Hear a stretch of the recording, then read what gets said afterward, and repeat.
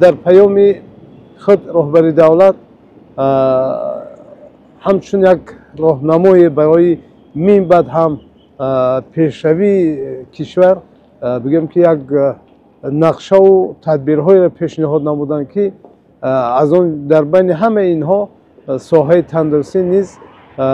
دقتی خاصه داده شد و چخیلی که من این سال بسیار دیگرگونی ها از نوسازی ها با تاسیسات و تاسیسات های نوی معاصر که ساختارهای تندرسی تامین گردیدند و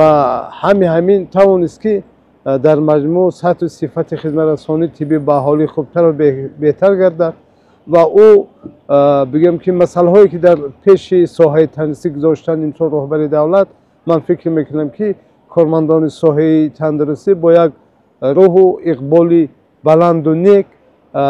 بهر باز هم بهتر و خوبتر خدمت رسانی طبی به حالی کوشش میکنند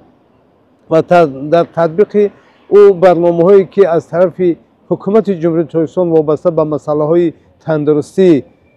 من بگم که راه اندازی کرده شده است در عملی شوی آنها کارمندان ساحه تندرستی باز هم خدمت خوبتر و بهتر میکنند و از او غمخواری هایی که رهبری دولت نسبت ساحه تندرستی دارند همین ما را وظیفه‌دار میسازد که